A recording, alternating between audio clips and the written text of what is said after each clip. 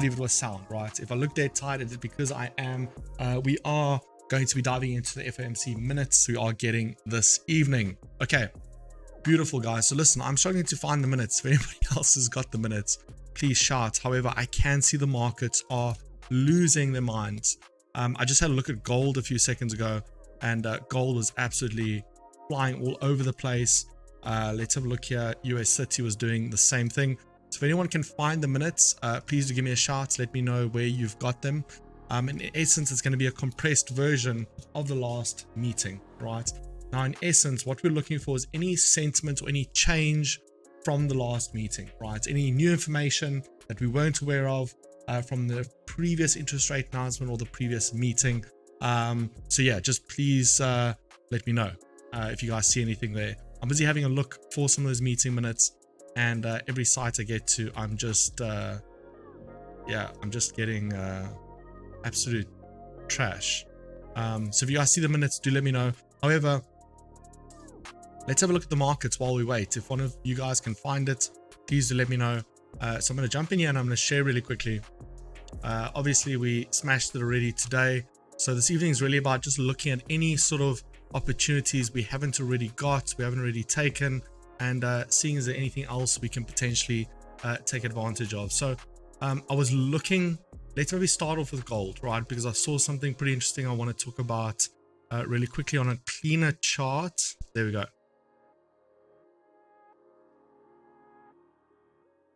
Okay, so I want to draw this to your guys' attention. Probably need to do this on a bigger time frame. There we go. Okay.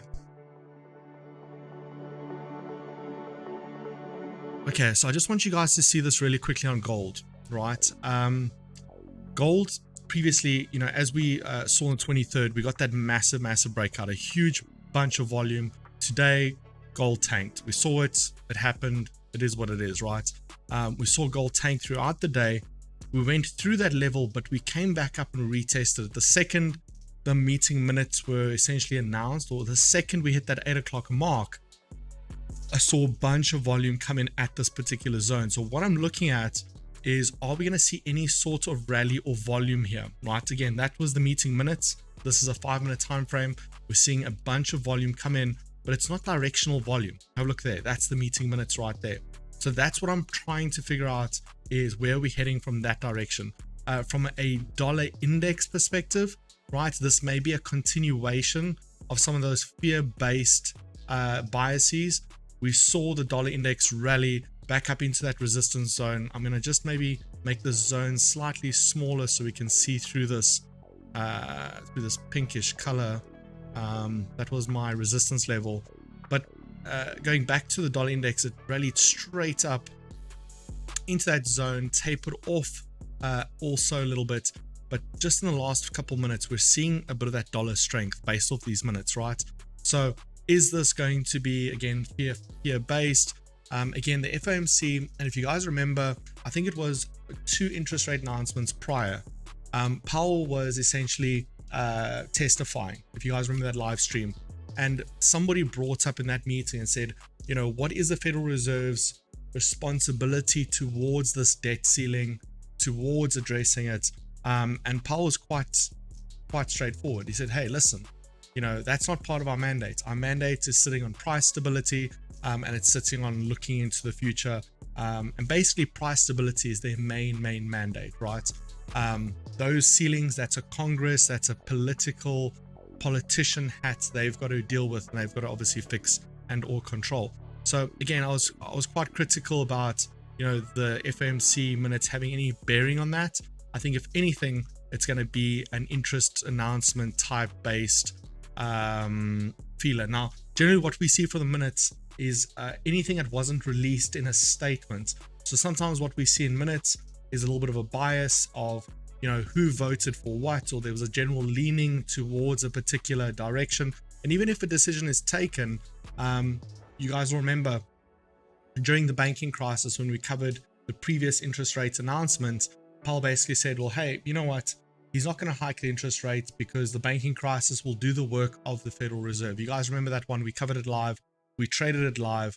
Powell was quite, you know, how do I say, dovish about the whole approach. He kind of shifted the blame over to the banking crisis. However, the minutes revealed something a little bit different. Okay. Heinz asking, is it possible to move the DVDM logo 2 inches to the right? Hard to see the charts you're on. I always speak about the charts I'm on. Yes, I can move it. I just don't have the time, and I can't do it in a live stream. So yes, I have heard your requests. Marsh has mentioned it to me multiple times. We will get it sorted out for you. But yeah, just ask. You're more than welcome to ask. Anyway, that threw me off. Thank you, Hein. Appreciate you. Where was I? Okay. Let's just get back to, or maybe get back to questions a little bit later. So anyway, there's the big spike we're seeing on gold. And basically what I'm going to be paying attention to this afternoon, or this evening rather, is I'm merely going to be looking at that bit of price action right there. So I'm merely looking as gold going to make some sort of breakout. We can obviously see that price has been hanging out and waiting for those minutes, right? So the minutes came in, got a bit of a fluctuation. We've made some sort of retest there. And the bigger question now is, where are we going based on that? There is that bigger directional trend that's coming from the left. We do need to be cognizant of that. But I would like to see some sort of data that's going to come through that gives the market some sort of affirmation that will be solved.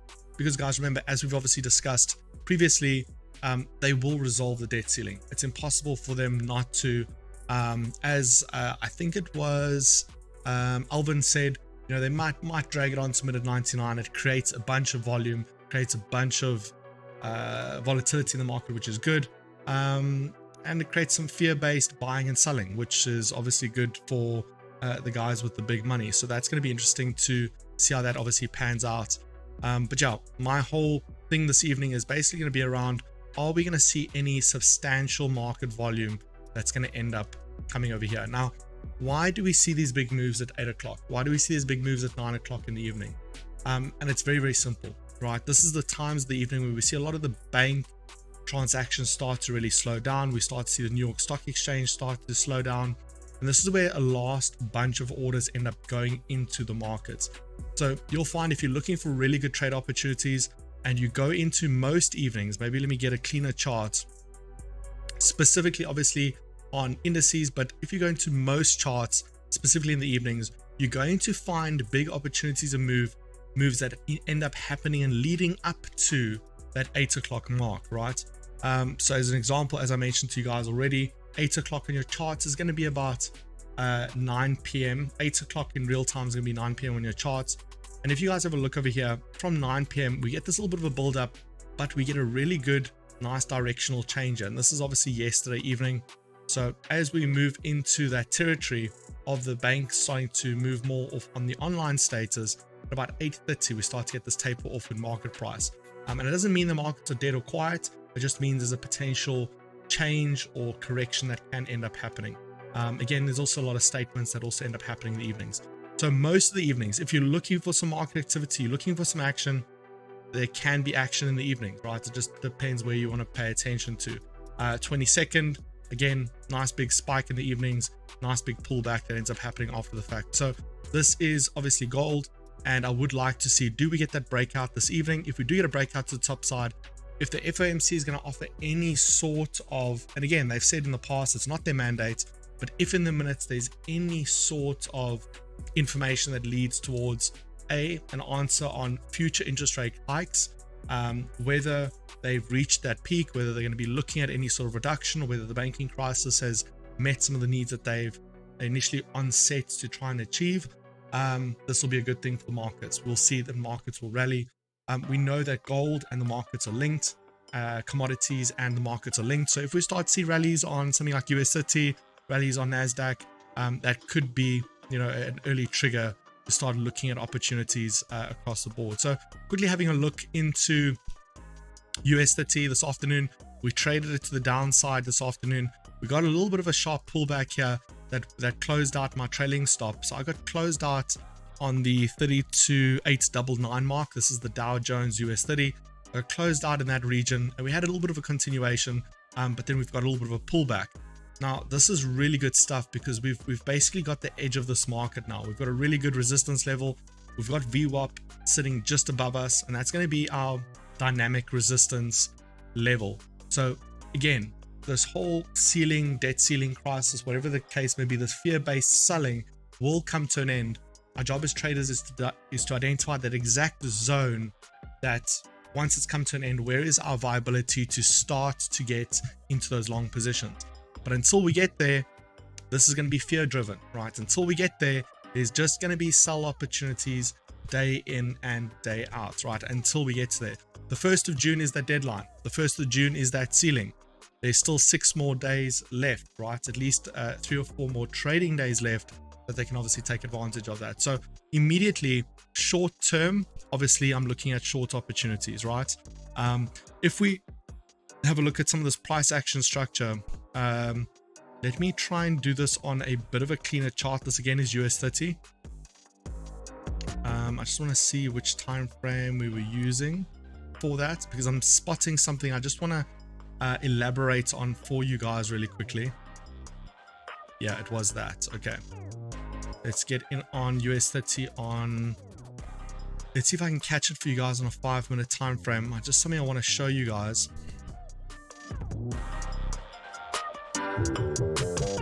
Okay, there we go. Okay, so this is going to be super important just from a pure price action perspective. Ignore everything else. Ignore the news, ignore the fundamentals, ignore some of the bigger data, ignore all of that stuff, and just consider the pure price action situation here. We utilized this area as the triple bottom, if you guys remember correctly, going back to 15 minutes, touch 1 just behind my head there, touch 2, touch 3, triple bottom, broke through, great, happy stuff. So we've got a very clear entry level provided we go through this diagonal. Once was support and now acts as temporary resistance.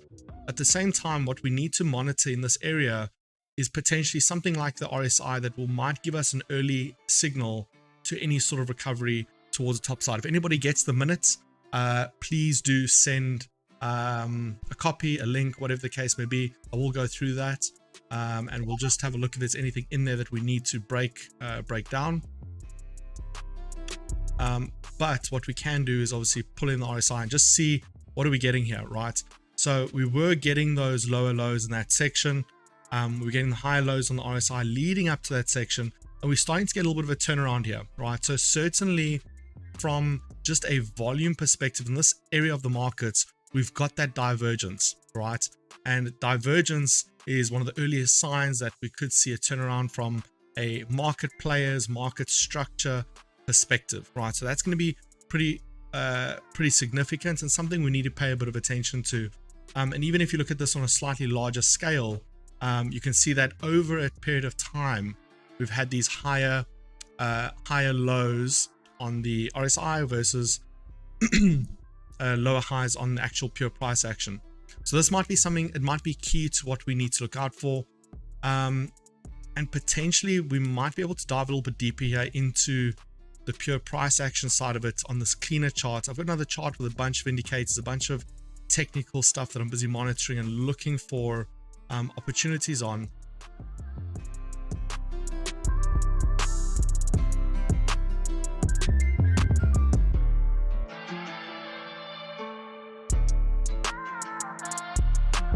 I'm simply looking at what is going to be that absolute tolerance that we want to get into, right? And I would love to say that's going to be an absolute clean ideal entry. However, I would potentially add in a second thing. Now remember, this is going to be scalping down to the 99th degree, right? This is simply just looking at a scalp move and potentially trying to take a little bit of advantage of it. And so any sort of potential turnaround we could end up seeing here, this would meet some of that criteria, right? We've got some divergence over the bottom here. We've got a market structure. It has broken through in the past. So this isn't like, by rule, it has to move. It has to do anything. It doesn't. It's popped out. It's doing that retest. Anything above this level and above that channel, we could look at scalping for a buy. But if this fails this level, and primarily if we make a new low here, specifically in the minutes after the minutes have been released, right, that's going to signal to the market quite a bit of fear, and that's where I'll get short, right? Because then the data is overwhelming, There's been a lot read into it. There's enough time for the minutes to have been digested. Even if I haven't had my eyes on them myself, this would tell me that the market overall is not seeing favorably to those minutes. So I'm going to create an alert here. If the alert goes off, I might start looking for some sort of short opportunity. TJ Woods is asking, could we give a quick summary on VWAP? So VWAP is essentially just basically a very similar type of indicator to a exponential moving average as to a moving average. It just depends on your setups, right? VWAP essentially is looked at quite a bit from a scalping perspective, used mostly in stocks and futures, right? On items that have a much higher volatility and much higher ranges. But in essence, how it works is pretty much like most moving averages, in the sense that price would tend to return to that level, and VWAP is essentially understood as the value, the average value of price, right? That people or the indicator believes that price is valued at. So price will extend away from it, will come back to price, extend away from it. So as long as price is trading under VWAP, it's undervalued, and you can expect to short past VWAP and buy back into it. It's a whole separate teaching, right? In terms of indicators, you guys haven't been through my academy. The academy is there. VWAP will just basically be like any other moving average. You can treat it in a similar way. And it's just a reference or guide as to market or trend direction.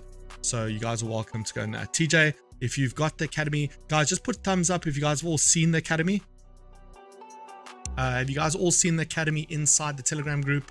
You should all have access to it. You should have all seen it. And that's the total playlist for you to go into and jump into. Put a thumbs up if you guys already got it. So someone's asking, Kerwin LaRue's asking, why don't we use higher time frames? Kerwin, we do. You're just only attending probably one show out of 3 in the day, because we've analyzed and been through US30 on multiple time frames. So here's the much bigger time frame where we shorted out US30 today as we broke that bigger diagonal resistance, as we made a triple bottom as we broke that. So you're just late to the party. So we do. But we get into smaller time frames to look for earlier executions in terms of timing. So my question to you is, Kerwin, why haven't you attended all the shows? Kerwin, why haven't you attended all the shows? Why are you attending one show, not all the shows? Kerwin? Amazing stuff.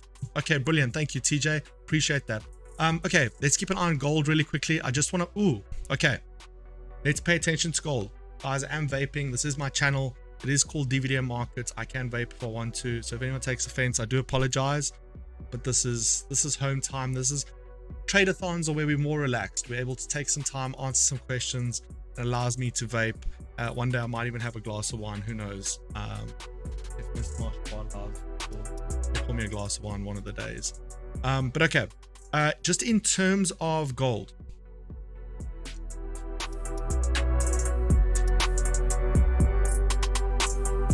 I'm popping in some orders on gold.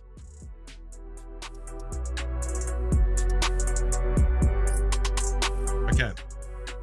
So I'm looking at popping in some orders on gold. We've been into this zone already. It's a 1 minute time frame. We got a rejection off this zone, right? So again, from a normal just candlestick perspective, right, we got that immediate rejection. We got that engulfing candle, push back to the downside. However, this is not a normal market move in the sense that, you know, we're just waiting for a potential push. It didn't happen.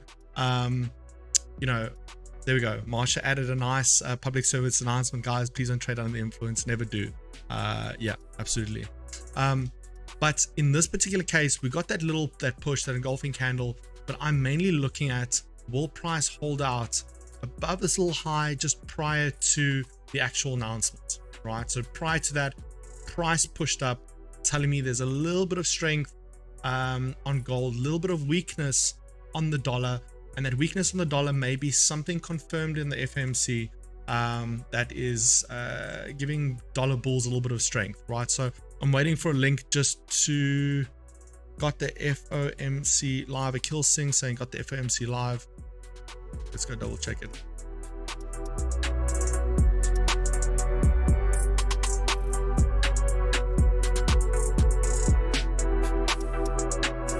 questions. I was hoping we would actually get the actual release itself being live, but it's only the minutes. Akil, don't you want to send the link?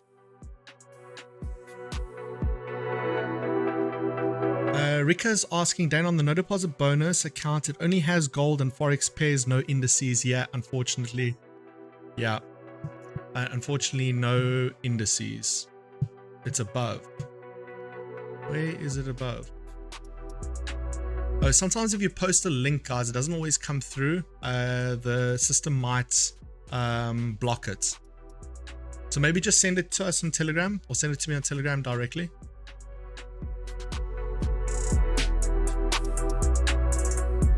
Yeah, so gold, let's double check what gold wants to do here. So I'm gonna have a very, very tight stop loss on gold, in the sense that if we go anywhere into this region, I'm literally talking about, I'm gonna have a 10 pip stop loss on gold max, right? So 10 pips gonna be somewhere around about there. Yeah.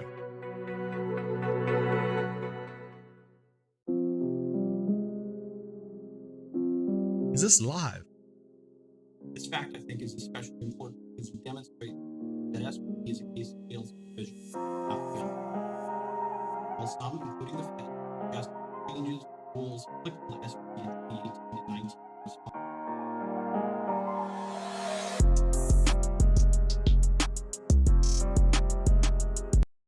Requirement that went to the core of SVB's problems and which SVB apparently did not comply with, yet on which examiners did not act. This suggests that the rules were fit for purpose. It's supervision that was not. Taken together, the picture that we have today strongly suggests that the Fed's supervision of SVB may reflect a larger culture of bank supervision that has increasingly lost its way and become distracted from its core mission of scrutinizing bank safety and soundness. It also suggests that the reforms that are needed don't simply involve tougher supervision or more rules, but instead broader structural reforms to the supervisory approach that allow examiners to better direct their attention and considerable supervisory tools to the kinds of core safety and soundness risks that led to SVB's demise. Thank you, and I look forward to your questions. Thank you, Mr. Nguyen. Now, the chair now recognizes Ms. Judd for 5 minutes. Ms. Chairwoman McLean, Ranking Member Porter, and members of the subcommittee, thank you for the opportunity to be here today. On April 13th, 2012, JP Morgan CEO Jamie Dimon was asked about reports that the bank's chief investment office may be facing significant losses because of bets it made using credit derivatives. Dimon downplayed the concerns, describing the bank as conservative and the situation as a complete tempest in the teapot. The supposedly teapot-sized tempest ultimately cost JP Morgan more than $6 billion and inspired the Senate Permanent Subcommittee on Investigations, under the leadership of Chairman Senator Levin and Ranking Member Senator McCain, to examine just what had gone wrong inside the bank and why the OCC, the bank's primary supervisor, had not done more to prevent the losses. The bipartisan report exposed significant deficiencies internal to JP Morgan Chase. It revealed that internal risk limits had been breached more than 300 times, and that the bank had changed how it calculated certain risk limits rather than addressing the underlying problem. The report showed Chase had mischaracterized the portfolio producing the losses as a risk mitigating hedge when it was not. And it further showed that Chase had dodged regulatory oversight by omitting data in its reports to the OCC and failing to respond appropriately to information requests. The report also found meaningful shortcomings at the OCC's supervision of the bank. It revealed patterns of inconsistent and insufficiently robust follow-up when problems were flagged, and it further revealed that supervisors were often too hesitant to challenge the bank. Yet the report recognized that the primary responsibility for the losses lie with JP Morgan. This is just one of many examples of Congress usefully using its oversight authority to hold banks, bank executives, and bank supervisors accountable.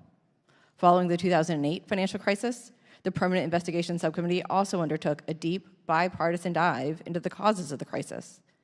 The final report showed how high-risk lending by banks, inflated credit ratings, investment bank abuses, and a troubling tendency by the Office of Thrift Supervision to treat banks as its clients had contributed to the crisis that caused so many to suffer. After the stock market crash of 1929, the Senate Banking and Currency Committee launched an investigation into the securities industry, with Ferdinand Pecora as lead counsel, and the hearings and report provided valuable insights into troubling Wall Street practices, from undisclosed loans to senior officers to conflicts of interest between commercial banks and their affiliated securities dealers. Following the 1907 financial panic, the House Committee on Banking and Currency, under Congressman Pujo, undertook an extensive investigation of the ways financial and economic power had grown more concentrated in the hands of JP Morgan and a small network of other Wall Street firms. In revealing troubling practices by large financial firms and showing how often other people suffer, these reports helped to spur legislative and regulatory change. The Pujo hearings contributed to the adoption of the Clayton Antitrust Act of 1914 and the creation of the FTC. The Pecora hearings helped to motivate and inform the Securities Act of 1933, the Exchange Act of 1934, ushering in a new era of investor protection. The Levin-McCain report and the Levin-Coburn report helped motivate robust implementation of the reforms mandated by Dodd-Frank and served as a powerful reminder of the need for ongoing diligence in the regulation and oversight of the financial industry. In short, Congress has an illustrious history of using its oversight authority to expose troubling behavior and bringing about needed reforms. This has been enabled in part by asking the right questions and learning the right lessons. Shortcomings in bank supervision at 4 different supervisor bodies played a meaningful role contributing to the recent bank failures. As the GAO and other reports make plain, many of these shortcomings are not new. Recent events should spur a close examination of how to encourage bank supervisors to ask hard questions, spot troubles in a timely way, and follow through with diligence and rigor. In my written remarks, I explore how to use escalation frameworks and other tools to enhance both bank supervision and oversight of bank supervisors. Yet the success of supervision depends not only on how well supervisors do their job, but also on the magnitude of the task set before them. Strengthening the regulations governing large regional banks is the most important step Congress and regulators can take to make the supervisory task manageable. Limiting the ability of bank executives to walk away well compensated for running their banks into the ground is also important. Bank supervision is a critical component of bank oversight, and it's most likely to go well when supervisors are set up for success. I look forward to your questions. Thank you, Ms. Judge. I now recognize myself for 5 minutes. What I think is important here is there's already been a lot of reporting about what brought down Silicon Valley Bank. But really what I want to focus on is how the regulators were complicit in helping this to happen. See, we have a certain set of rules out there for private business, right? Heads roll, people get fired, stock prices go down, and that ugly word profit goes down as well. There is a consequence to one's actions, as there should be. However, I am amazed in my short 2.5 years here in Congress to see we have government agency on top of government regulation agency with regulator upon regulator with more regulation than we know what to do with. Whose head's going to roll? Whoever gets fired. What's the consequence to the action? And I think that's what I think we need to focus on. We don't need to have more law, then rescind it, then have more law, then rescind it. We need to first start with, we have laws on the books. We have regulators who are supposed to enforce those laws. They need to do their job and enforce the laws that are on the books before we even consider giving them more power, more money, period. So with that said, Mr. New, I'd like to start with you. Is there more the Fed could have done to prevent this failure from happening? Certainly, and I unfortunately maybe caveat my remarks with, I can only give you a tentative answer to that question because you have to answer it based on the public record, which is to say the information that the Fed has released so far. And although certainly there's a lot of useful information in that preliminary Federal Reserve report and some useful supervisory materials that they have provided, you certainly don't get a complete picture. And I'm happy to talk a little bit more about how you might close some of those gaps. With that said, to the extent that we do have public information, one of the things I think that you see kind of consistently throughout the process, as I noted in my opening remarks, again, is a focus on process and risk controls rather than actual risks that were accrued. Can you give us a specific example? Certainly. So, again, I think if you step back, for example, the perfect picture is painted by the 31 supervisory directives that were outstanding when Silicon Valley Bank failed. If you look at those 31, 6 had to do with liquidity, which was a major problem in SVB's failure. 1 had to do with interest rate risk, which was probably the single most important cause. And the rest were other areas. For example, 13 of them dealt with information technology. If you dig in further, for example, look at those 6 liquidity MRAs that existed at that time. Again, most of them deal with processes, call for project plans, various controls. None of them go to the sort of the core key question of, do you have enough liquidity? And so again, I think that's a useful example. Another also on the question of liquidity, the Fed report reveals that after the Fed issued those supervisory directives on liquidity, I believe late 2021, it was pretty quickly revealed in 2022 that SVB was running internal liquidity stress tests, which were required under the Federal Reserve's rules, which showed that they didn't have the buffer of liquid assets they needed to survive a 30-day period of stress. That's not something that the Fed ever followed up on, issued an MRA or MRIA. Instead, the Fed report admits they didn't do that because they were focused on remediation of the sort of the more procedural MRAs that were issued on liquidity earlier the prior year. Thank you. Mr. Clements, were there actions regulators could have taken prior to these failures, and what would you change to keep this from happening again? Yes, I would say our work has shown, both for these 2023 failures as well as earlier ones, that there needs to be more timely and forceful actions when problems arise.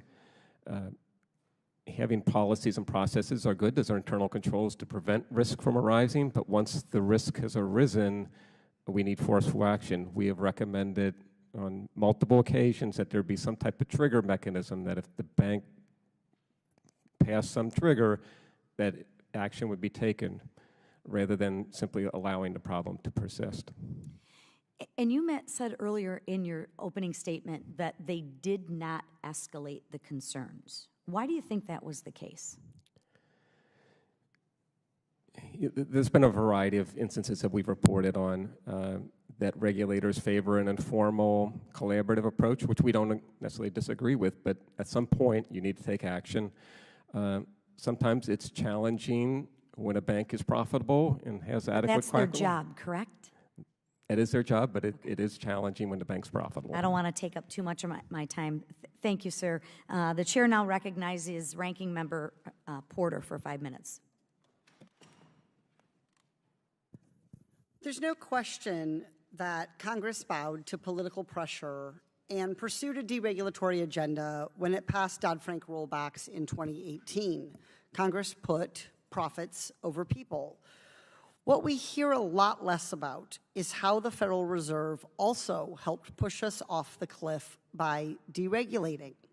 In fact, in my maybe 3rd hearing in Congress in the early spring of 2019, I asked Chairman Jerome Powell about the weakening of the capital liquidity risk requirements, and he claimed that there in fact was no weakening of those requirements, which I found interesting given that the Federal Reserve's report about Silicon Valley Bank takes ownership at the Federal Reserve for, in fact, having weakened those very regulatory requirements. But unfortunately, Chairman Powell isn't here today for me to ask him about his testimony. So I want to talk about how the Federal Reserve did, in fact, deregulate, despite what Mr. Powell told this Congress, and what the consequences of that are. So let's look at what motivates the Federal Reserve's regulatory decisions. Federal Reserve is an independent body. Ms. Judge, who does the Federal Reserve work for? The banks it regulates or the American people? The American people. So the Federal Reserve has a duty to the American people. Let's look at what that duty is. Is that duty to provide a stable financial system, or is that duty to maximize bank profits? To provide a stable financial system. Great. We agree. So let's see what the Federal Reserve has been up to in meeting its duty to the American people to provide a stable financial system.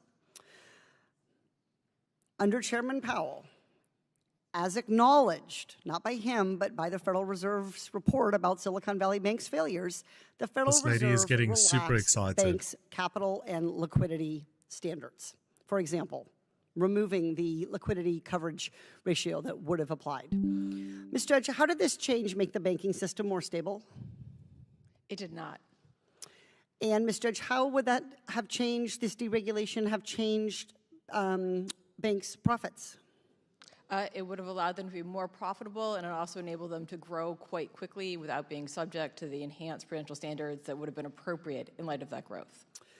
It doesn't sound like this change was aimed at creating a more stable financial system. Sounds like it was maybe more geared at maximizing bank profits. Let's try something else. In 2019, the Federal Reserve made it easier for banks to pass stress tests that assess their resiliency. For example, moving from monthly stress tests to annual ones. Ms. Judge, how did this change make the banking system more stable? It did not. How did that change affect bank profits? It probably reduced their costs and increased their profits. Yikes. Bank profits win again. But we agree the Fed's obligation is to the American people, not to banks. But here we are, banks 2, American people 0, with regard to the Fed's behavior. Let's try one more. The Federal Reserve signed off on mergers by large super-regional banks. Ms. Judge, how did this change make the banking system more stable? It did not. And how did that change affect the acquiring bank's profits? It boosted those profits. 3 in a row, or should I say 3 strikes and you're out. Whether it's intentional or not, the Federal Reserve has a pattern here of prioritizing banks' profits. If the Federal Reserve consistently prioritizes banks' profits over the stability of the banking system, if that's in fact what they do, who does it seem like they're working for? The banks or the American people? It does not make it appear that they are working for the American people. Sounds like Congress is not the only entity bowing to pressure from big banks. Until the Federal Reserve and Congress truly work for the American people, the stability of the banking system won't be the priority. I yield back. Thank you, Ranking Member Porter. The chair now recognizes Ms. Fox for 5 minutes. Thank you, Madam Chair. And I want to associate myself with the remarks the chairwoman made at the beginning about the need to hold people responsible for regulations. And Mr. Newell, you said the regulators were focused on process. Well, I'm not in favor of adding new regulations because I think that's a waste of time and money. But is there anything that can be done to get the regulators to stop focusing on process and start looking at deficiencies, non-compliance, and other risks in a bank's operations so we stop the failures that are occurring? Certainly, Congresswoman. I think, again, first and foremost, what would be useful here is a general and more structural change to the way that the banking agencies, including the Federal Reserve, approach supervision. Again, I think small changes are probably not ultimately going to suffice. It's going to require some deep thinking and a much broader change in terms of the culture of supervision and the overall program of supervision. Again, that ultimately, results in very clear direction to examiners that, although certainly processes and procedures can be important, especially in the area of risk management, because they're what ultimately gives rise to the risks that matter most. Okay, well, let me interrupt you there. So it's not our job to put out those instructions to them. Should we say to this Federal Reserve, write the instructions and hold your bank examiners accountable and give us a report on whether they're being held accountable? Yes, I think certainly that would be a constructive step. Again, I think there's relatively limited articulation at the regulators, in terms of what their overall supervisory, objectives are and what their directives to examiners are. So certainly that could be a step. Again, I just sort of return to what I think is, again, the single most important point, which is making those kinds of reforms, again, to get examiners focused on real core safety and soundness, really the core questions of what are the material risks to the financial integrity of firms, so that they don't necessarily get distracted by. So you're saying we have to tell the Federal Reserve how to do its job. I mean, is that what you're saying? Well, it certainly could be the case. I would like to defer to the committee in terms of exactly how they want to go about that. But I do think, I would say this, I think the need is clear for, again, real structural reforms to the way that the Fed and the other banking agencies do supervision. Let me move it along just quickly. The matters requiring attention and matters requiring immediate attention were the methods which the San Francisco Fed preferred in communicating with the SVB. Do either MRAs or MRIAs include teeth to enforce compliance, or are they usually more subjective? I think it can vary depending on the precise MRA or MRI. They tend to be somewhat formal, but they're not, for example, an enforcement action. They're typically included in exam reports or supervisory letters. And they're typically a predicate step where if over time the bank doesn't actually respond to those MRAs or MRAs, then more serious actions could occur. Thank you. Mr. Clements, in the report released by GAO regarding the March 2023 bank failures, was any evidence found that could attribute any of these failures solely to past efforts to relax Dodd-Frank regulations on mid-sized and smaller banks? Financial Services asked us to address that. We haven't gotten to the question of enhanced prudential standards in our report.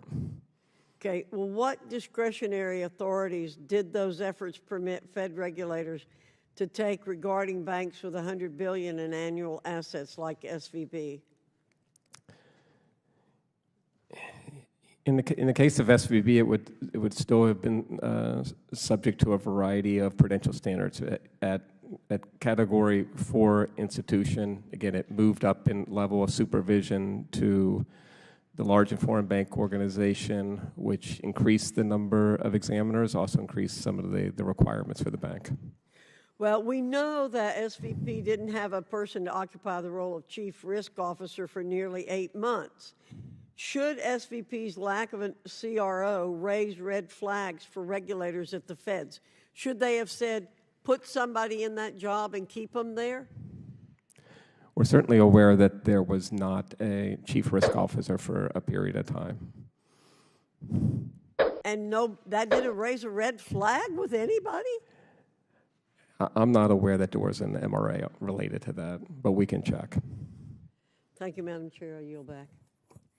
Thank you, Ms. Fox. The chair now recognizes the gentlelady from Vermont, Ms. Bellin. Thank you, Madam Chair. Good afternoon, all. Thank you so much for being here with us. You know, when I listen to my constituents reflect on Silicon Valley Bank and its collapse, they really remember feeling worried not just about SVB, but really about their local banks, their community banks, and whether this contagion would affect them at the local level in Vermont. And I'm grateful that regulators took decisive action following the collapse of SVB. But I want Vermonters who have their money at local and community banks to understand the specific choices that were made by SVB executives that put their customers' money at risk. It will help them feel better about the situation that they're in back home. So I'm wondering, Ms. Judge, can you help us understand in layman's terms the risk that SVB was taking that led to its collapse?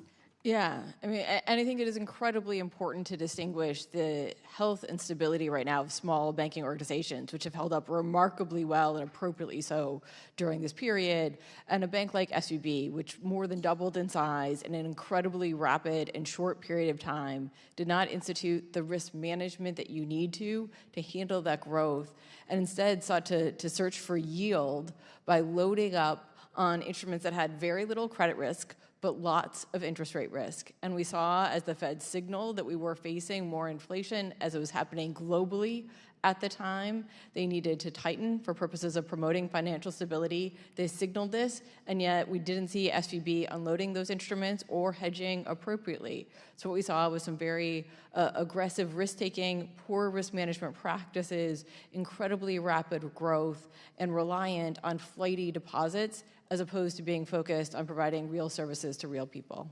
Thank you. Appreciate that. Is it fair to say that they were gambling with their investors' money? That is accurate.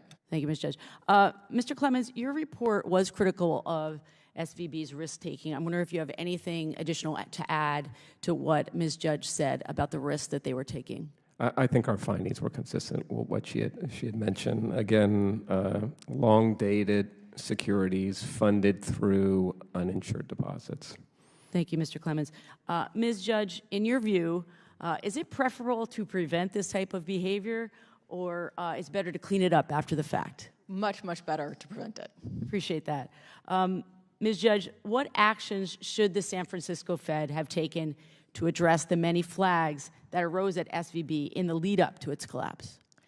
The Fed did a decent job identifying some of the issues, but they failed to appreciate the magnitude of the issues. They weren't creative in appreciating the fragility that existed. And what you would have really wanted to see is an escalation framework in place in advance so that issues weren't addressed. They already had a plan in place for how they were going to escalate and then follow through on escalation. As the new team came in and the new team saw weaknesses that the previous supervisory team had not fully appreciated, to respond quickly, forcefully, and appropriately in light of the weaknesses they identified.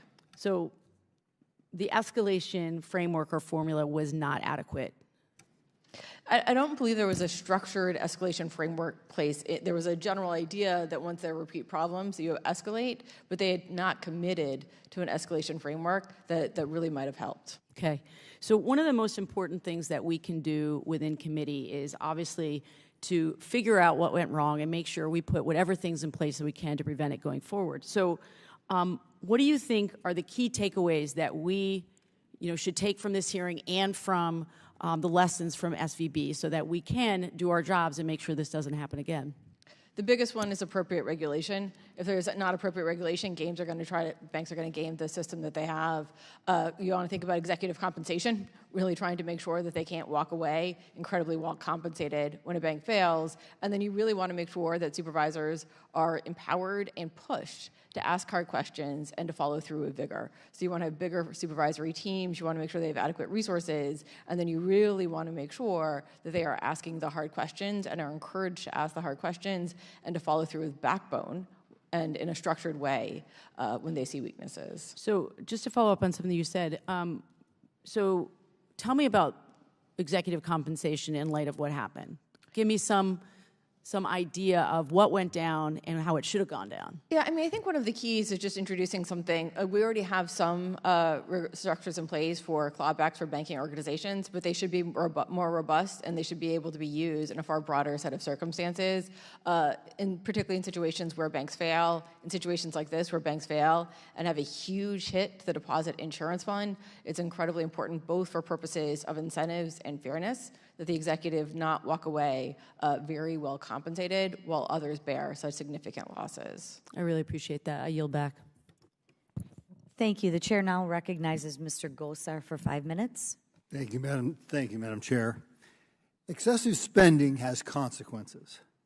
Both Republican and Democratic administrations are guilty. However, the devastating effects of inflation caused by Uncle Sam not spending within his means has only now caught up with American people in the last few years. The reason? Trillions of dollars given to the public through stimulus checks, enhanced benefits, and forgiveness business loans during the COVID-19 response created an excess of dollars in the market in a way that the previous zero interest rate era, where printed money just sat in the banks, does not resemble. But inflation is not the only evil that the fiat money system engenders. The downside of being world's reserve currency, and therefore the strongest currency, is that foreigners cannot afford goods priced in the strongest currency. And the reverse is true. Foreign goods priced in cheap currencies are easily affordable to Americans who wield the mighty dollar. That is why manufacturing flows to countries with weaker currencies like China, India, and Mexico. Goods are cheaper if they are sold to weak currencies. And who pays for this? Not the big banks, like Silicon Valley Bank, who are close to the money printing spigots, but the middle class working Americans whose jobs have been literally transplanted by China. That is why I'm a strong supporter of the Gold Standard Restoration Act introduced by Alex Mooney. It would solve the double problem of inflation and job offshoring. Going back to the gold standard would be the single biggest thing Congress could do to help the middle class in America. Now, questions for both you, Mr. Clements and Mr. Newell. Has the Fed's decision to raise its policy rate by 450 basis points between January 2022 and March of 2023 created a national banking crisis? We hadn't done work to be able to justify that. Clearly, the increase in interest rates caused a decline in the value of the portfolio at Silicon Valley Bank. That was you, Mr. Newell. Yes, sir.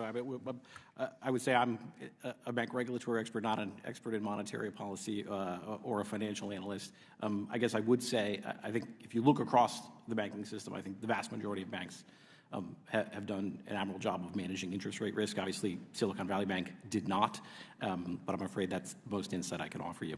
So now, why would anyone keep their money in a bank if they can make a return of 5.6% on 1 month treasuries? Mr. Clement, you answer that? And I'd probably go with Mr. Newell. I'm not an expert on.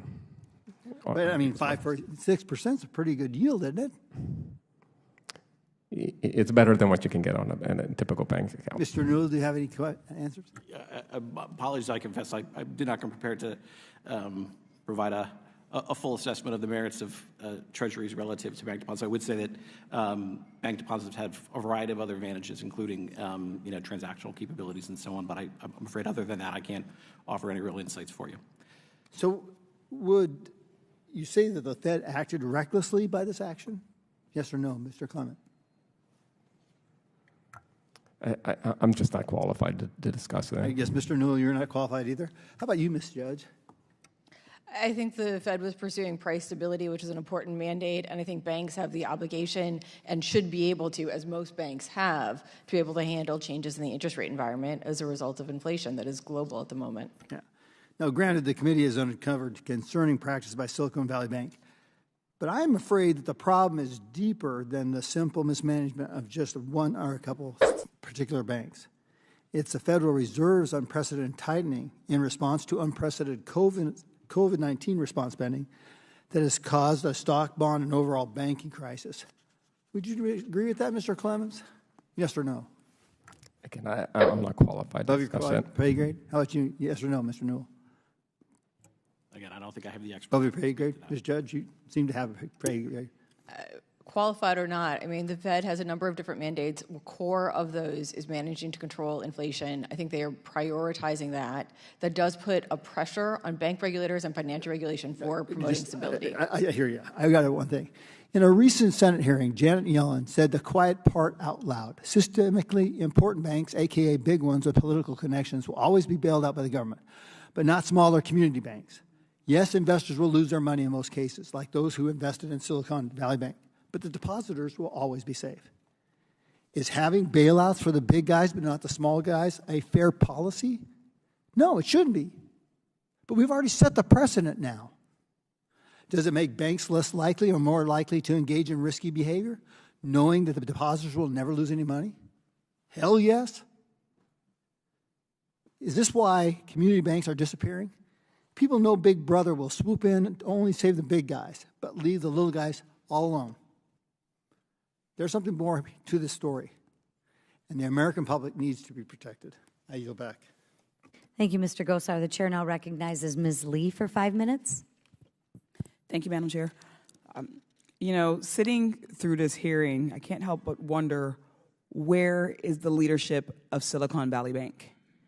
Are we really going to let another corrupt and greedy financial executive sneak away unscathed, like in the aftermath of the 2008 financial crisis? My Republican colleagues seem to be blaming the government for this bank collapse, but you can't take away the teeth from the regulatory agency and then cry foul when it doesn't function properly. We do remember that President Trump, along with a Republican-controlled Congress, gutted Dodd-Frank's financial stability protection rules. No? Quick recap. In 2018, the Trump administration signed into law the Economic Growth, Regulatory Relief, and Consumer Protection Act, rolling back key Dodd-Frank reforms designed to protect Americans from a financial crisis like in 2008. In 2019, President Trump's regulators issued rules that further undercut Dodd-Frank's protective standards.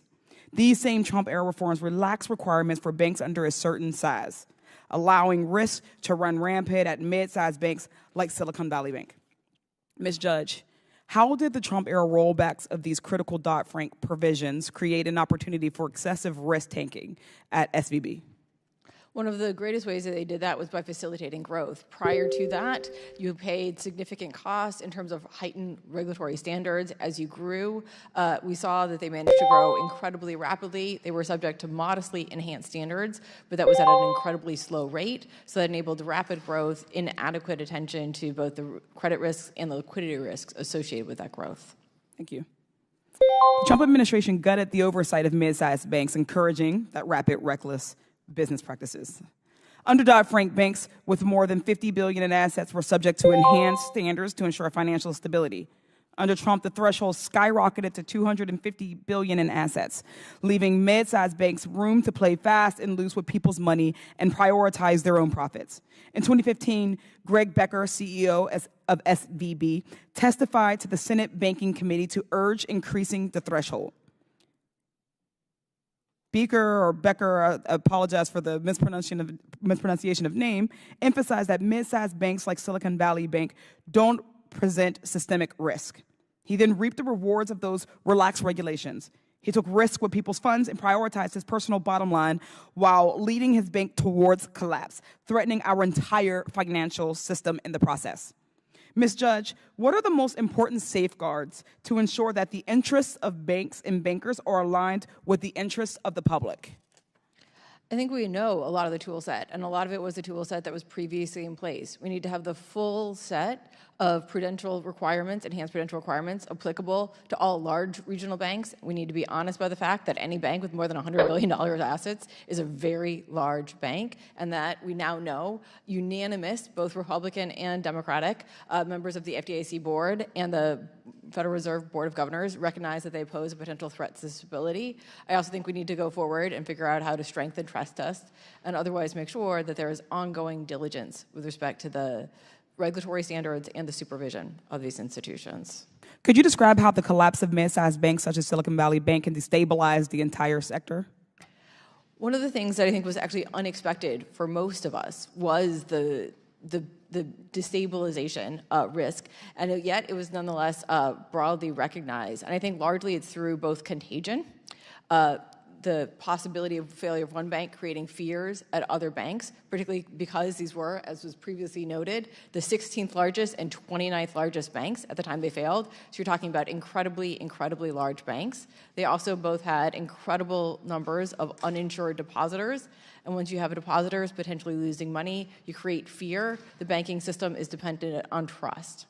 Thank you. Really quickly, and Mr. Clements submitted testimony for today's hearing. He stated, and I quote, from December 2018 to December 2022, SVB's total assets more than tripled from $56 billion to $209 billion. Mr. Clement, is it correct that despite this rapid growth, the bank still did not meet the new higher threshold for heightened oversight? The prudential standards had been reduced, so the standards that would apply to a Category 4 firm would have certainly been less than for higher level firms. So as a result, Silicon Valley Bank avoided much of the rigorous stress testing that would have been required under Dodd-Frank rules. Ms. Judge, is it likely that earlier stress testing would have flagged some of the warning signs that the bank was headed towards collapse? Really quickly, because I'm running out of time. It's hard to know, but more rigorous stress testing would have potentially revealed the weaknesses in their ability to foresee how they would fare under adverse circumstances. Thank you. SVB aggressively and successfully lobbied for loosening of Dodd-Frank. The bank then took advantage of the new lax environment to engage in excessive risk-taking, which did nothing but pad the pockets of greedy execs. If we're going to conduct meaningful oversight over what happened at SVB, we need to bring the bank's leadership in for questioning, as other committees have. Thank you to the panel, and I yield back. Thank you. The chair now recognizes Mr. Grothman for 5 minutes. Thank you. I'm old enough to remember like the 2006 housing bubble. And I think it's always important for those of us who have control or not direct regulatory authority over America's business, to remember that it's their property, not our property, and we shouldn't be abusing our position to self-righteously have fun at other people's expenses. I had thought of that because the housing bubble was caused by the leadership class or the government class weighing in on businesses and encouraging banks and other financial institutions to make loans that they never would have made normally. And a lot of people, lost a lot of money, lost their jobs because people felt it was their business to, like I said, self-righteously tell financial institutions to make loans they wouldn't have normally made that resulted in that crisis. We have some of the same type of feeling going out now in which the government is kind of weighing in to say it should make it easier for people to get loans who maybe will have a hard time paying them off. But we'll start with Mr. Newell today. In your opinion, when I see Mary Daly, the head of the San Francisco Fed, and Greg Becker, the head of Silicon Bank, they both seem the type of people who maybe are bored with banking and bored with making money and like to take other people's money and play around with equity or play around with climate initiatives. In your opinion, has leadership of the San Francisco Fed focused too much of its resources on these issues, maybe too much of their time on ESG or equity and inclusion initiatives? And if so, does this focus distract the exam team and bank management from what should be their primary goal, safety and soundness? Thank you, Congressman. I think I would start by noting, as I did in my testimony, it does seem the case that one of the core problems in supervision of SVB is that supervisors weren't appropriately focused on the real material risk to the safety and soundness of SVB. And so I think understanding exactly why that was the case is very, very important. As to your specific question, I think it's hard to say at this point exactly what they were distracted by. We don't have from the Fed report a clear picture of what all the supervisory priorities were at the Federal Reserve Board, at the San Francisco Fed, at the exam team itself.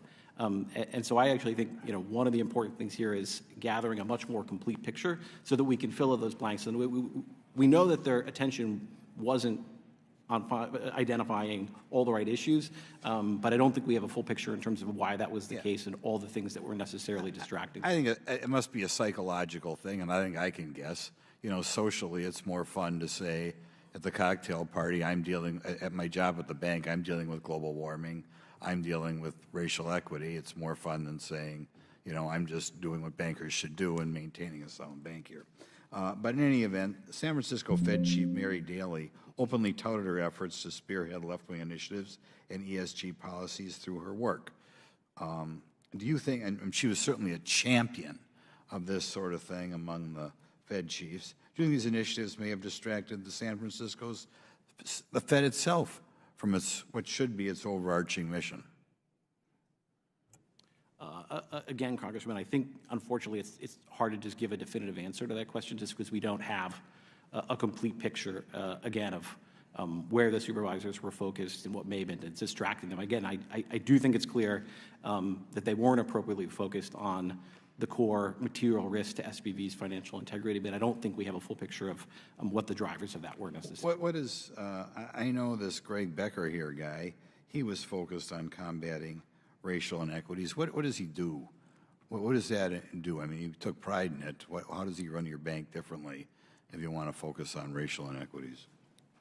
My apologies, Congressman. I'm not sure I can speak to that question or what he may or may not have had in mind. Why don't the other two of you know what you would be doing differently if that was one of your focuses? We focused on the liquidity and risk management, not the other aspects of the Fed supervision, so I can't really comment on that. Okay, he must have been doing something different. Okay, next thing, as far as climate change, do you know what you would be doing if you were heading a bank and focusing on climate change, which he seemed to think was important as well? Do you have any idea? Can you give me I'll ask you another question, because obviously we got to focus on this Mr. Becker character. How much money was he making a year, do you know?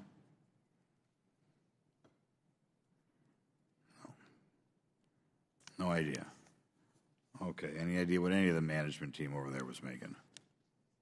We know it went up over 30% just in the last couple of years, and it was in excess, I believe, of at least $1 million, I think potentially more. It's in my written testimony, but they were quite well compensated, and their compensation grew as the bank grew. Like what? You can guess wildly? No. I think it's something that's interesting for society. But in any event, thanks for giving me another half minute. Thank you. The chair now recognizes Ms. Crockett from Texas for 5 minutes. Thank you, Madam Chair. The irony of today's hearings isn't lost on me. A key talking point of my Republican colleagues has always been heavy deregulation and significantly less oversight of banks without proper safeguards in place. It seems, however, that my Republican colleagues have now seen the light, and I'm excited about this. Nevertheless, today's hearing lets us have an important and necessary conversation on oversight and the role of regional and small banks in our communities. Arguably, the most important responsibility of the Fed is the ensuring of the financial stability of our banks and upholding consumer confidence in the system.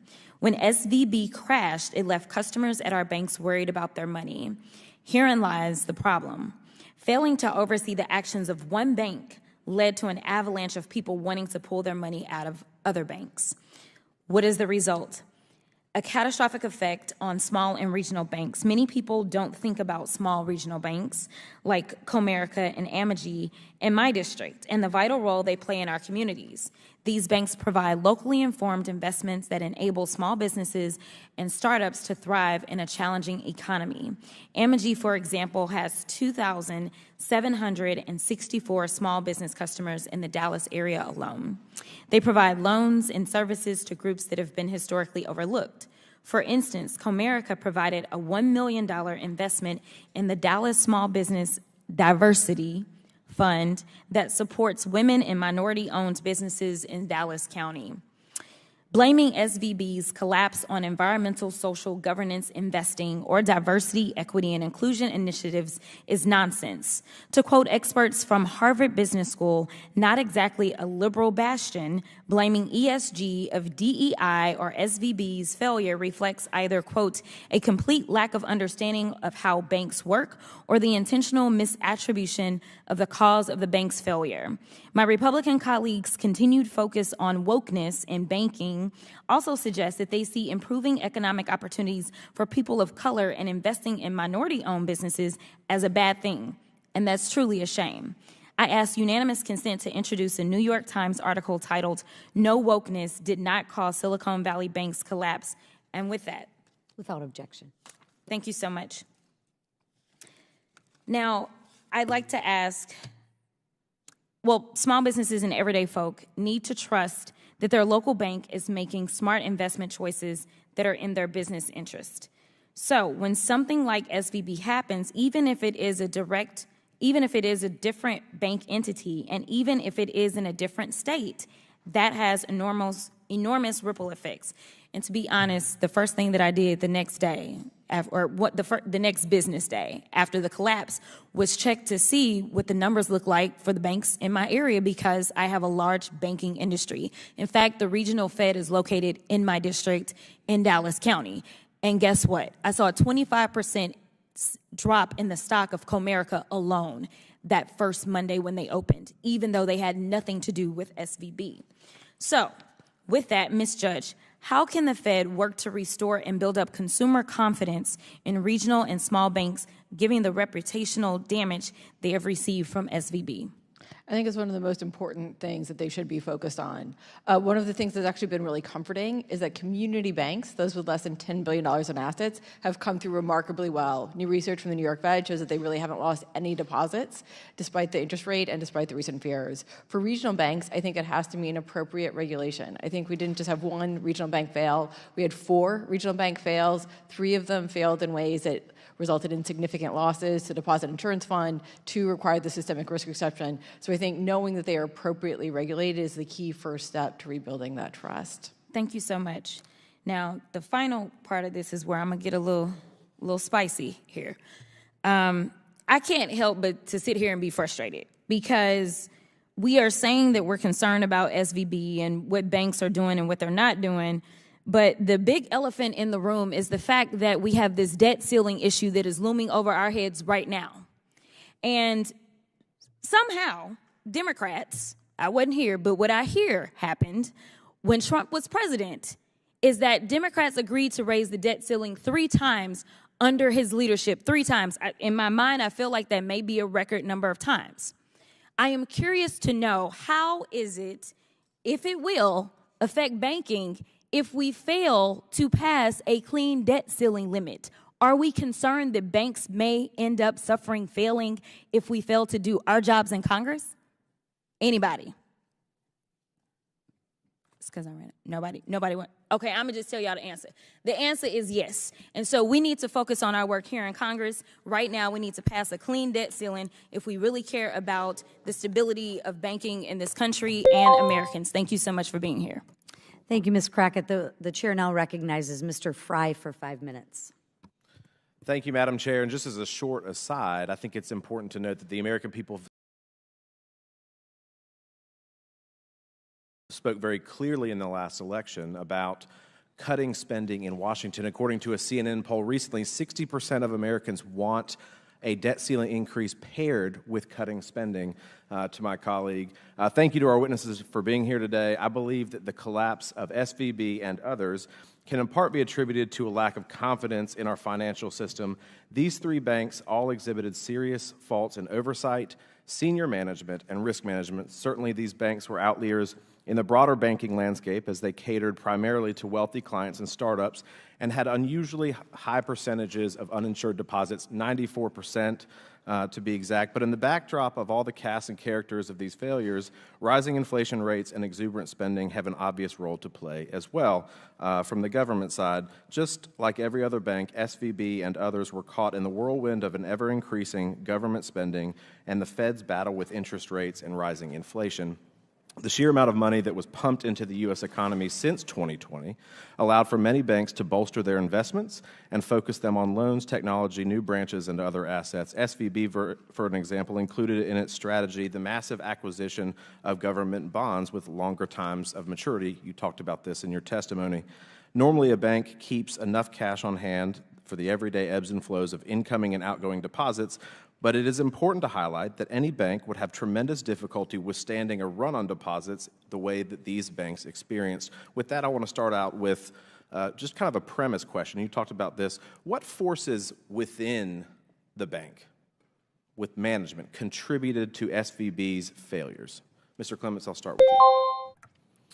The challenges we saw were with liquidity and risk management, again, from the documents, from the San Francisco Fed's documents, that there were weak liquidity, weak risk management. There were attempts by the bank to resolve the challenges, but they were not successful.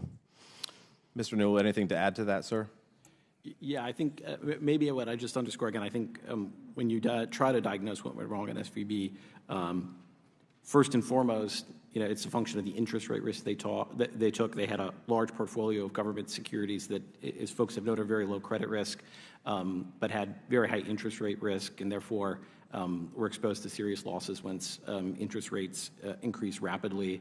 And then once those losses did occur, undermined public confidence in the bank, and then very quickly led to a run on the bank, which was difficult to stem given the overwhelming reliance on uninsured deposits at the bank. So I think it's really the combination of those 2 factors, first and foremost, that was the case here. Right. What forces outside the bank's control, right? So macro forces, regulatory forces contributed to their demise. Mr. Clements? As Mr. Newell noted, the rising interest rates had a negative implication for the portfolio. SVB didn't hedge that. Interest rates have gone up for all banks. Most banks haven't failed. SVB did not adequately hedge those risks that it was facing.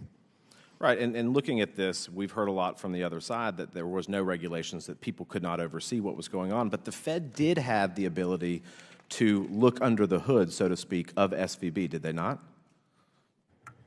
The supervisory team, once SVB moved to the large and foreign banking organization, was approximately 20 individuals. We certainly saw matters requiring attention. Regulators were aware of the problem. our point is that they did not escalate perhaps to either an informal or formal enforcement action in time to address the problems. Would you offer the same answer, sir?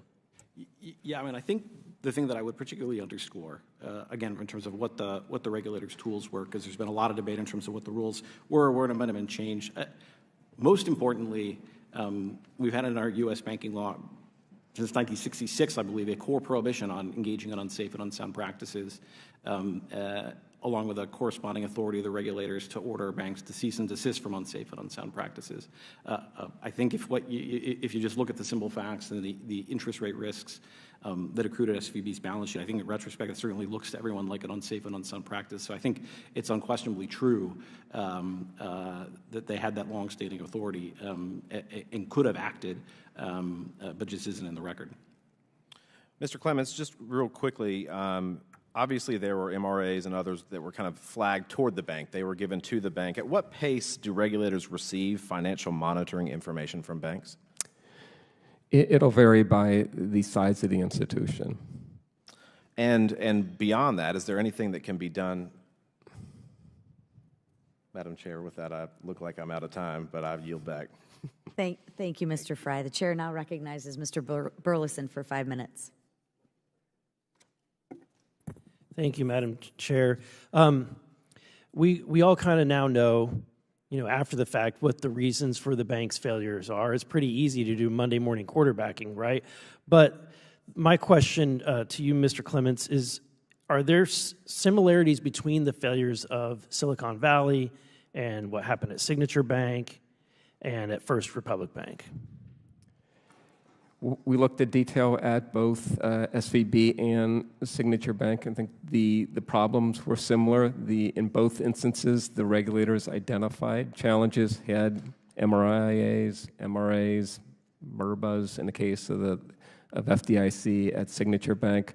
The concern was just the escalation when problems were not being resolved. Once a serious risk was identified, not taking enforcement action on a timely and forceful enough manner. Outside of those banks mentioned, how often do banks fail in the United States? It's quite infrequent. Quite infrequent, but it does happen. Within prior, post-financial crisis, it happens occasionally. And in those times, were the individual bank holders, were they paid above the $250,000 limit? Were they insured beyond that? Did the Fed insure them beyond? We haven't done work to look at all those bank failures. In many instances, the FDIC will resolve an institution through a purchase and assumption, and in that instance, the deposits will simply move to the new institution. Okay. So this is, I don't know if you can answer this question. What message do you think this sends, the actions of the Fed sends to the small banks across America who pay these fees so that their clients are insured? What message does, what the events that happen, what does that send? I believe in the instance of SVB and Signature failure, there was a systemic risk exception. So FDIC needs to collect those funds through a special assessment. We haven't looked at the methodology that that FDIC is using to gather that special assessment. It does have the ability to target it to the institutions that would benefit from the systemic risk exception. Thank you. Mr. Newell, during the Fed's post-mortem report, it considered all the relevant factors. They tried to include everything.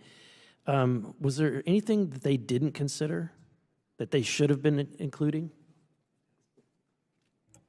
I think if you look across the Fed report, again, consistent with my comments to start, I don't think they really appropriately consider the extent to which examiners focus on processes and governance and issues that didn't really go to the sort of the core material risk to SVB's financial integrity that were the problem here. I don't think there's a real assessment of the extent to which they were focused in the wrong place.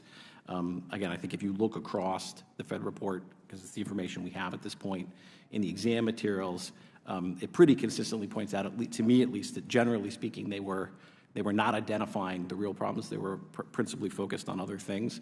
And so I think that's certainly an area that... And what were those other things they were primarily focused on? Well, again, I think if you look at the 31 MRAs that existed when SVB failed, that's a good example.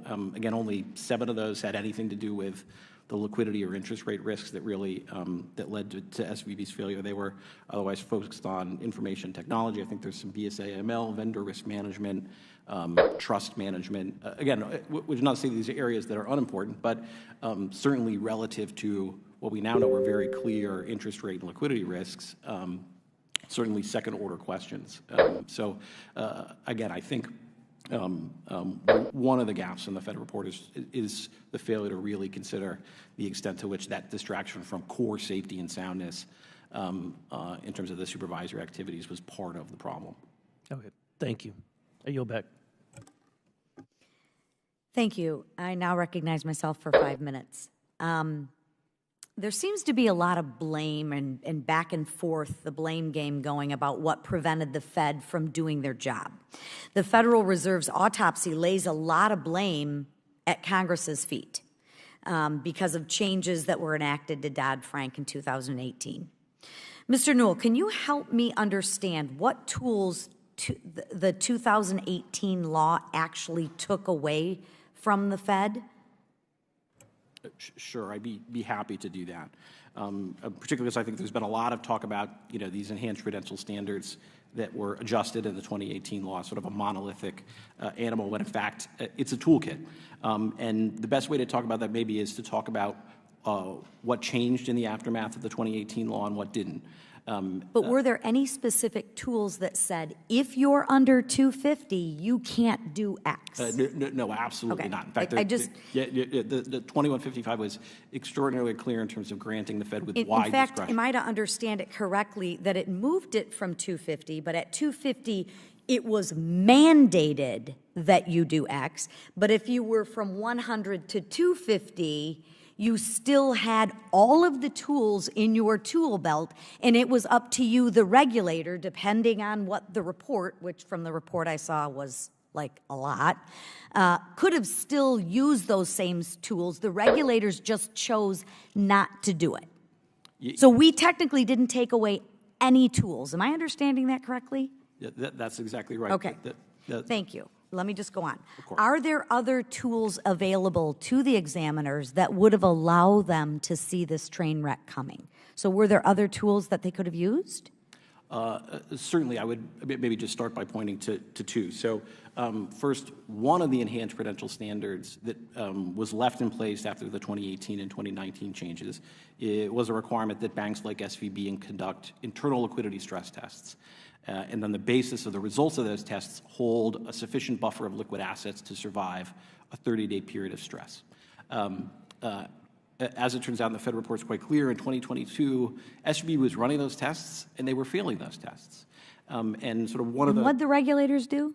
The regulators, again, none of the 31 MRAs or MRIAs cite SVB for a violation of, again, that actual hard-coded requirement under Regulation YY. And in fact, the Fed explains the reason that they didn't do that is because they were more focused on the MRAs they had issued the prior year that were focused on sort of processes and procedures. So on policies. top of, right? Because I'm in agreement with you on SVB Bank has a lot of ownership. Right? And I think, Ms. Judge, you even said we need to hold executives accountable and they need to not be able to walk away. I'm actually the weird one that thinks we should actually hold the regulators and the government agencies to the same standards that we hold the businesses to. Yet, my God, we can't talk about that. And that, I think, lies the frustration. The regulators had the same tools. They just chose not to use them and hide behind the Dodd-Frank rule, right? How about we just do the job that you're getting paid to do? So I have one more question. A simple reading of the Barr report implies federal examiners felt the former head of supervision wanted them to go lightly on the banks they were charged to oversee. We don't have access to the evidence that supposedly supports this assertion. So, Mr. Newell, is it your opinion that the Fed examiners are hindered from the former vice chair's alleged lax regulatory oversight culture? Yes, so you point to a very interesting and curious part of the Fed report. It certainly makes that assertion. It doesn't really support any evidence for that assertion other than, I think, interview notes with some of the staff involved. I think it's one of the things that absolutely merits looking into further and is sort of one of the places where there are gaps in the Fed report that could be filled. But again, I personally think it's very unlikely that some unwritten sort of supervisory vibe for a more lax environment was ultimately the downfall. I think there certainly are unexplained delays and inactions over the supervisory timeline. My suspicion is if one were to further investigate and do more digging, there are probably alternative, more plausible explanations in terms of dysfunctions within the Federal Reserve System. I appreciate that. I'm running out of time. Mr. Clements, I will direct my same question to you. Have you observed that the Fed examiners are hindered by the former chair's allegedly lax regulatory oversight culture? We had a single meeting with the Federal Reserve. The issue of culture didn't come up. Interesting. With that, the chair now recognizes Ms. Porter for 5 minutes. I'm going to read from the Federal Reserve's report. It says that SVB FG became subject to liquidity risk management and internal liquidity stress testing requirements that apply to Category 4 firms starting in the third quarter of 2022. But before that, before the third quarter of 2022 is where the problem really got cooking, right? By the time we were into the third and fourth quarter, and then they have time that they have to comply with these requirements, by then the bank has failed. So I want to step back and read from earlier. It says, and I'm quoting from the Federal Reserve's report, the changes due to EGRR-CPA, which I will call S2155, the deregulation of Dodd-Frank, the 2019 tailoring rule, which was promulgated by the Federal Reserve. They claim that Congress, quote, made them do it, but that was up to them, and related rulemakings, which, to be clear, were also the Fed's decisions, had a significant impact on the level of requirements to which SVBG was subject in 2018 and beyond. Had these changes not been made to the framework, SVBFG would have been subject to enhanced liquidity risk management requirements, full standardized liquidity requirements, like LCR, enhanced capital requirements, company-run stress testing, supervisory stress testing at an earlier date, and tailored resolution planning requirements. There is, in fact, in this report, an entire table, Table 12, which I would like to introduce into the record, Madam Chair, that lists all of the requirements that they used to be subject to, would have been subject to, and then were now no longer subject to. So it seems to me, while there's no doubt that the Federal Reserve may not have used the tools in the toolkit, it's true that they just made very clear to the SVB may not have used all the tools. The Fed told them that they didn't need to. The Fed told them you don't need to look at your LCR, that a 70% is good enough. You don't need to get to 100. So my question is, Mr. Clements, why does the Federal Reserve not bear responsibility for creating requirements that led to the bank's failure? I mean, SVB would not have met the LCR ratio, point blank. Yeah, at this point, we haven't looked at the enhanced prudential standards. Again, what I would suggest is that there were problems at the bank with the internal liquidity stress testing, that a trigger mechanism would have forced action much quicker. Yeah. Mr. Newell? Certainly. So maybe let's take a couple of those items each in turn. because I just disagree with the conclusion in the Fed report that these changes of enhanced prudential standards made a huge difference in the case of SVB. So first, throughout the process, SVB was subject to the requirement that it conduct internal liquidity stress tests, which again in 2022, it was not in compliance with. So this was a clear enhanced prudential standard. Mr. Newell, reclaiming my time, the Federal Reserve Board's own report says that they were not subject to the internal liquidity test. Are you saying the Fed's wrong about the regulation? Yeah, I don't believe that's the case. I'm reasonably certain that they were subject. I'm going to read you from Table 12. Silicon Valley Bank's requirements as a Category 4 firm as of March 1, 2023. Bullet point, no company-run stress testing requirement. Yes, so that refers to the capital stress testing exercise. It's very different than the internal liquidity stress. Great, so let's take liquidity. No LCR requirement. Yes, so that's right. Again, I think you have to look at the enhanced prudential standards under 165 in their totality. There was a liquidity requirement that applied to SVB. It was 70%. No, I'm actually not talking about the LCR. This is an internal liquidity stress testing requirement that requires the bank to run the test and after the test to hold a sufficient buffer of liquid assets to survive a 30-day period of stress. So did SVB do that? They were subject to the requirement. They did that. The results showed that they did not have enough liquidity. So here we have directly on point an enhanced prudential standard that was left in place about liquidity that SVB remained subject to, didn't comply with, and the supervisors didn't act. Okay, so I just want to wrap up. So the rules were lousy, the regulators were lousy at enforcing them, and the banks didn't step up and take care of it all by themselves. That seems like the takeaway. I don't think it's a choice between these things. I think all three of these things seem true. I yield back. Thank you, Ms. Porter. The chair now recognizes Mr. Fry for 5 minutes. Thank you, Madam Chair. Round two, we're back at it again. Mr. Newell, I was on this subject before. I ran out of time before, but we were talking about liquidity risk and the fact that regulators were not aware until 2 days prior the bank ultimately failing. At what pace do regulators receive financial monitoring information from banks? Of course, thank you, Congressman. That varies quite widely, depending on the size of the bank and the particular bank involved. Certainly with larger banks, there are, quarterly reports, monthly reports, in some cases daily reports. I think I'd have to dig in to give you a precise answer in terms of exactly what the cadence of information was in the case of SVB. In addition to that, for a large bank like SVB that was subject to what they call continuous monitoring, which is a dedicated exam team always on the case, there are kind of routinely back and flow requests for information. So there typically is a very steady cadence of information and certainly a lot of ability for examiners on an ad hoc basis to request more information. Would the existing regulatory framework benefit from real-time monitoring of these issues? Certainly more information and data is always better. I think to give you a fair answer, I need to think about it a little bit more. I'm happy to do that and work with your office and get back to you.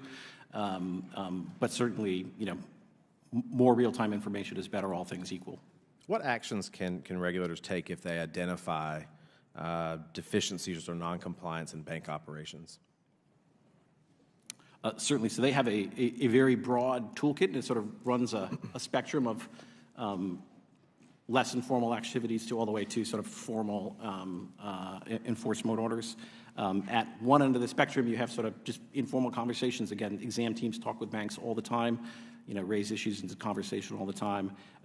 When there's a more serious issue, there's typically an issuance of an MRA or MRIA, which is a sort of examiner directive saying you need to fix the following problem by the following date.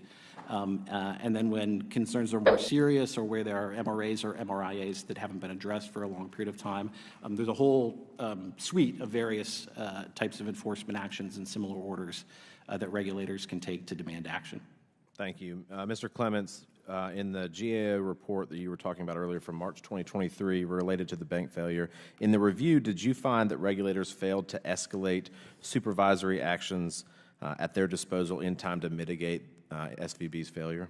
That's correct. We've certainly found that they identified problems, but Given the severity and long-term nature of the problems, we did not think the escalation was adequate. Throughout the years, has GAO observed a pattern of issues in supervisory action? This pattern goes back to the savings and loan crisis in '91 of the supervisors are good at identifying problems. There appears to be a problem of using the full suite of tools, and especially the most forceful tools available to them. Thank you. And finally, does FDIC have the proper early warning systems in place to detect high rates of uninsured deposits? That I'm not sure. I would need to get back with you on that. Mr. Newell, are you aware of that at all? I'm not sure about early warning system, but certainly I think the FDIC has access to lots and lots of data in terms of what the composition of the deposit base at insured banks is, and to what extent those are insured or not insured. I think those are part of the typical call reports. Thank you, Madam Chair, and with that, I yield back. Thank you, Mr. Fry. The chair now recognizes Ranking Member Porter for her closing statement.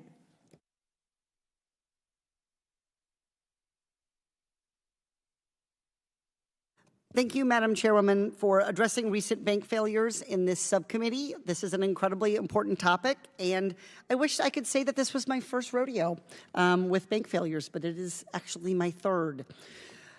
I hope you won't take it personally, Madam Chairwoman, when I say that I'm tired of talking about what can be done to stop bank failures. Back in 2018, when I was first running for Congress, I publicly warned my future congressional colleagues not to pass S2155, a bill that rolled back Dodd-Frank regulations. I knew that deregulation would set our country up for bank failure, and Republicans and too many Democrats didn't listen. When I got to Congress in 2019, I pushed Mr. Powell from the dais to not reduce the regulatory standards, reduce the testing, and he assured me that, in fact, there was no such reduction in regulatory tests. Now here I am in my third term in Congress, and we've had a string of bank failures, all starting with Silicon Valley Bank. The Fed has affirmed one of the main contributing factors to this failure was the lower supervisory standards that came from passing S1255, their 2019 tailoring rule, and their related rulemakings. Surprise, surprise. We regulated after the 2008 financial crisis. We deregulated with bipartisan support under President Trump, and now we're back at bank failure. What's even worse is that we have too many members in both parties who claim we don't know what to do to break this vicious cycle.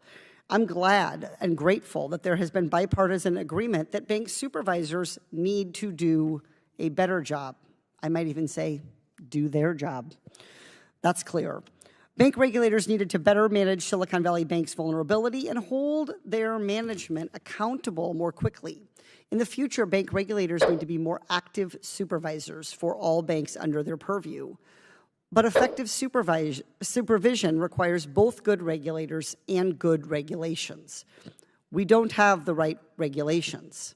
First, let's roll back the worst part of the bank lobbyist bill that Congress passed in 2018. Title IV of that law raised the asset threshold at which a bank is considered and regulated as a systemically important financial institution, exempting Silicon Valley Bank and other similarly sized banks from enhanced liquidity and other requirements. Because of the loosened restrictions, when push came to shove, Silicon Valley Bank hadn't kept enough liquid assets to pay out the dollars being drawn out. If Dodd-Frank had been kept intact for banks of this size, Silicon Valley Bank wouldn't have had the choice to choose to prioritize its profits over stability. I don't want to give banks this choice again. I urge all of my colleagues to co-sponsor my Secure Viable Banking, SVB Act, and to roll back Title IV of S2155. Second, let's stop bank executives from unjustly earning millions in stock sales and bonuses while they mismanage their banks into failure. That's exactly what my bipartisan Failed Bank Executives Clawback Act would do. Again, it's bipartisan, folks. I've got Representative Spartz, Gallego, Buck, Glusenkamp, Perez leading this bill with me. I think everyone here can identify with at least one of those members. This bill is something we can do now across party lines. Oversight is my bread and butter. It's important to hold regulators to account, and I'm grateful for the chairwoman's partnership in that regard. But unless we can take what we learn from oversight and translate it into effective policy, regulations will continue to swing with the political tides. Let's put regulations and regulators in place that keep our economy growing and stable. I yield back. Thank you, Ranking Member Porter. I now recognize myself for a closing statement. Thank you all for being here. Thank you for your testimony. Today's hearing was very helpful in the first step in understanding the many failures that led to Silicon Valley's bank's collapse. The executives and the board at Silicon Valley Bank clearly dropped the ball. I haven't heard anyone argue that difference. Their incompetence has not been questioned, and the markets have held them accountable. But yet again, federal bureaucrats fail at their jobs and escape any accountability. What is their consequence to their action? The fact that there have not been any resignations or any firings at the top of the Fed and the FDIC is unfortunate, but it's not surprising for this administration. I mean, not a single resignation or firing or reprimand. I mean, SVB was what, number 19? And no one's head's gonna roll? Really? Tell me how that would play out in the private sector. It doesn't. The lack of self-awareness or accountability knows no bounds with this crew. But we were sent to Congress to hold people accountable, especially on this committee. And that's what we are going to do through our investigations, our future hearings, and our future legislation. In closing, I want to thank our panelists once again for their important testimony today. And without objections, the members will have 5 legislative days to submit materials and submit additional written questions for the witnesses, which will be forwarded to the witnesses for their response. If there is no further business without the objection, the subcommittee stands adjourned.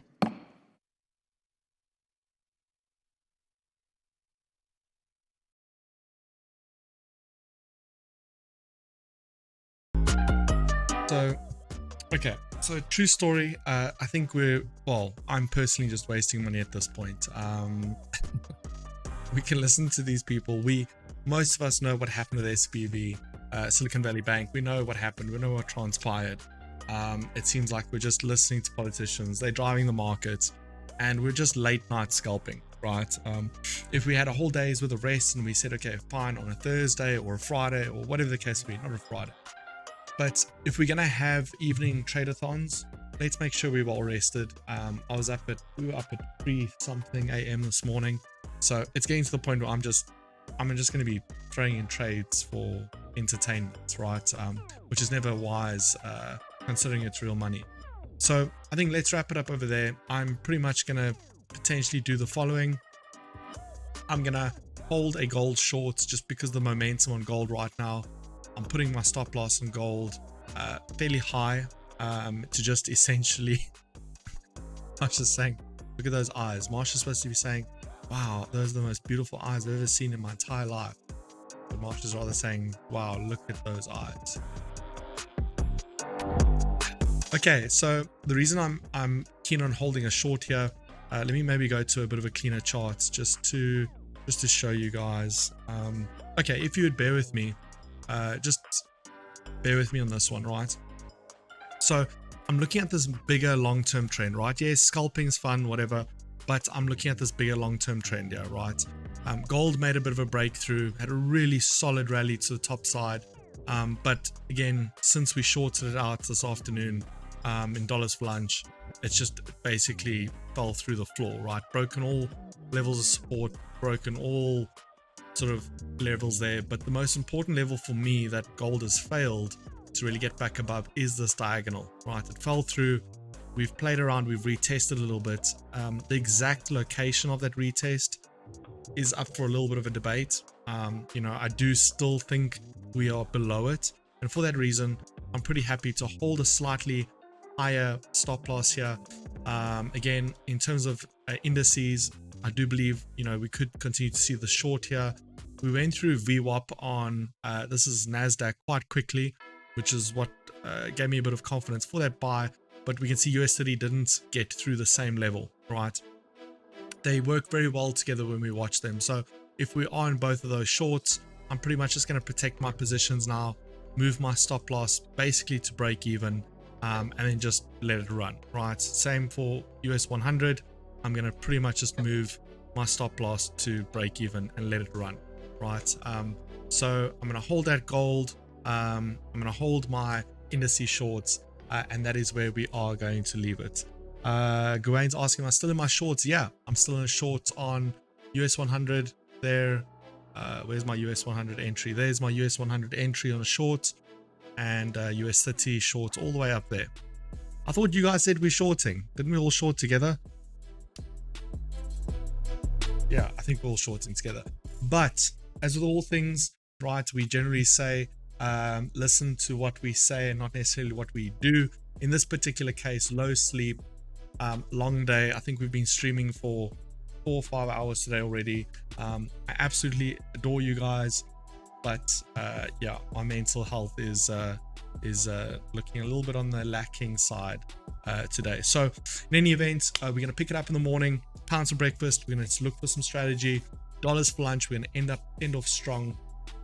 And again, this week was really the testing phase for the week, right? Once we get into next week, things are going to get very, very serious, very professional. We are working on a ton of new things, basically to bring value more than anything else that you guys have ever seen in the past. If you're brand new to the show, guys, this is not generally how we do things, where I talk over text and we listen to random politicians. I thought, and I was under the impression, and it's a big my bad, I owe you guys one. I thought we were getting the minutes of the last Federal Reserve, meaning written notes that divulge anything we haven't previously already heard about. I didn't know we were going to go back into SVB grilling of politicians and who did what and who didn't do what. So I apologize. I sucked us into that rabbit hole together. So I apologize for that. Other than that, guys, listen, I hope you have an amazing evening. Thank you so much for everybody. I can't even believe there's people still with us live. If you are with us live, you're absolute troopers. Appreciate you guys to the ends of the earth. We'll see you guys all in the morning. We're still getting to do a pounds for breakfast, but we will be switching formulas next week as you guys voted for pre-recorded shows. We're getting a new chatbot that will help with the groups and the automations. You can put in your MT4 number, MT5 number. It will give you access to groups, give you access to videos, all that good stuff. Guys, as always, appreciate you. Much love. If you have an account already, guys, if you don't have your HFM account, with my link to go grab your free $50 deposit bonus, go ahead and do that. For any of you guys who are looking for good business opportunities and you want to take things to the next level, let me know. We will take you to the sky with us. So outside that, guys, listen, much love. Have a great evening. And until I see you guys a little bit later, technically in a couple of minutes, you guys must have an amazing evening. And I'll pretty much see you all tomorrow. Sorry, I'm typing that as I'm saying that. All right, guys, enjoy. Have a good evening. Goodbye.